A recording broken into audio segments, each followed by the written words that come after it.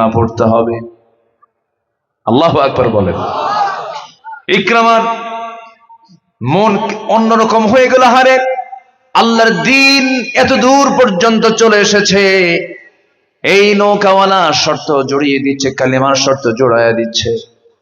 তার মনটা ছোট হয়ে গেল, মনে মনে তার মধ্যে একটা ফিলিংস চলে আসলো, না না, দ্বীন তো গ্রহণ করা দরকার।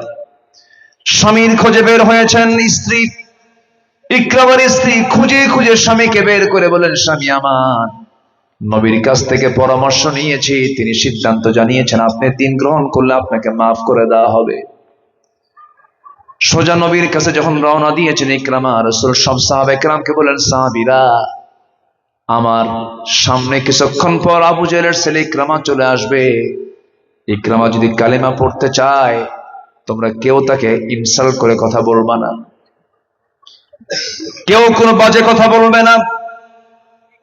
ইকরামার সামনে সে যদি কালিমা পড়ে সিদ্ধান্ত নিয়ে ফেলে, সে যদি দ্বীন গ্রহণ করে ফেলে, আমি তাকে মাফ করে দেব।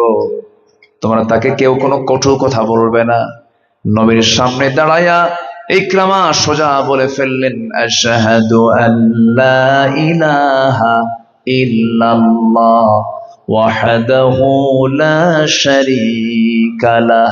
নবীজি তাকে বুকের মধ্যে আলিঙ্গন করে নিলেন। জোরে বলি সুবহানাল্লাহ।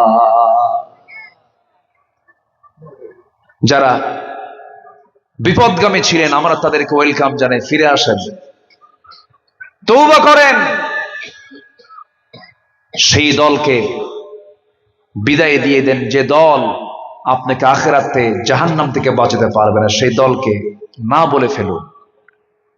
সেই দল প্রত্যাখ্যান করে আল্লাহর দলে যোগদান করুন, একামতে দ্বীনের সংগ্রামে শামিল হন, নিজেকে আল্লাহর অনুগত বান্দার পরিচয় দিন, প্রস্তুত করে তুলুন নিজের জীবনকে। আমরা আপনাকে ওয়েলকাম জানাই। কিন্তু যে দল করলে আপনাকে জাহান্নাম যেতে হবে, যে নেতৃত্ব মানলে আপনাকে জাহান্নাম যেতে হবে, সেই নেতৃত্বের মুখে জুতা মারুন, থুতু মারুন, ঠিক কিনা? সম্মানিত ভাইয়েরা, সাইয়েদনা ওমর ফারুক রাদিয়াল্লাহু তাআলা আনহু বিচারকের সামনে দাঁড়ায় গেছেন। মনে আছে তো আপনাদের? মনে আছে? দাঁড়ায় গেছে। বিচারক চেয়ারে বসা, বিচারক দাঁড়ায় গিয়ে বলছে, আমিরুল মুমিনিন, আপনি এই জায়গায় কেন? আপনি আমারও খলিফা, আপনি এই জায়গায় কেন আসছেন? তিনি বলছেন, বিচারপতি, তুমি আমার দিকে তাকায় বিচার করবে না, তুমি কোনটা ন্যায় কোনটা অন্যায় তা দেখে বিচারের রায় দিয়ে দিবা। দুই পক্ষের মুখ থেকে কথাগুলো শুনলেন কাজী শুরাই ইবনুল হারিস আল কিন্দি রাহিমাহুল্লাহ। শুনলেন, সব কিছু শোনার পর এবার বিচারপতি বলছেন, আমিরুল মুমিনিন, দুই পক্ষের কথা শুনলাম, যতটুকু বুঝলাম, আজকে এই আদালতের রায় আপনি ওমর ফারুক আপনার বিরুদ্ধে চলে যাবে। সুবহানাল্লাহ বলবেন না? আমি আপনার পক্ষে রায় দিতে পারবো না, কারণ আপনার পক্ষ রায়টা হবে সম্পূর্ণ ইল্লিগাল। কারণ আপনি সাইয়েদনা ওমর ফারুক রাদিয়াল্লাহু তাআলা আনহু, আমার সামনে আপনি আমাকে লক্ষ্য করে কথা বলছেন। এই যে আপনি আমার সঙ্গে কথা বলছেন, আমি আপনার সঙ্গে কথা বলছি, আপনি কথা বলা শেষ করে বাড়ি পর্যন্ত সুস্থ অবস্থায় ফিরতে পারবেন, তার কোনো গ্যারান্টি আছে নাকি? নাই। তাই যদি হয়ে থাকে, আপনি ওই ঘোড়া বিক্রেতার কাছ থেকে আপনি সুস্থ ঘোড়ায় কিনেছিলেন, লেনদেন করেছেন, সম্পূর্ণ কেনা বেচা হয়ে গেছে, সম্পূর্ণ শর্ত পূরণ হয়ে গেছে, ঘোড়াটা আপনার মালিকানায় চলে গেছে। আপনার মালিকানায় যাওয়ার পরে যদি সেই ঘোড়াটা যদি অকেজ হয়ে যায়, অসুস্থ হয়ে পড়ে, এটার সম্পূর্ণ দায় আপনাকে নিতে হবে, ঘোড়াওয়ালার উপরে এই দায় দেওয়া যাবে না। সুবহানাল্লাহ বলবেন না? ওমর ফারুক মাথা নিচু করলেন, মুস্কি মুস্কি হাসি দিয়ে সেখান থেকে বের হয়ে আসলেন। বের হয়ে এসে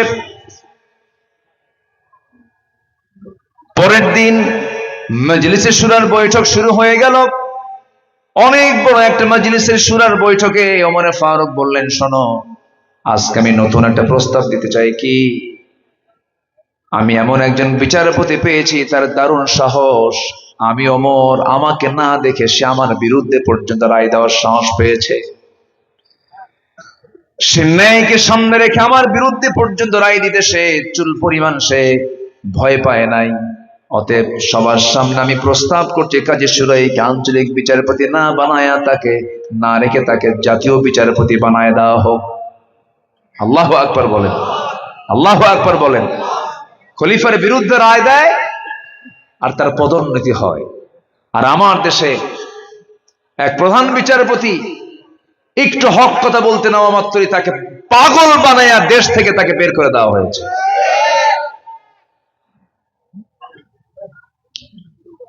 অত্যাচার করবেন, জুলুম করবেন, আপনাকে সেই জুলুমের ফলাফল আপনাকেও ভোগ করতে হবে, ঠিক কিনা?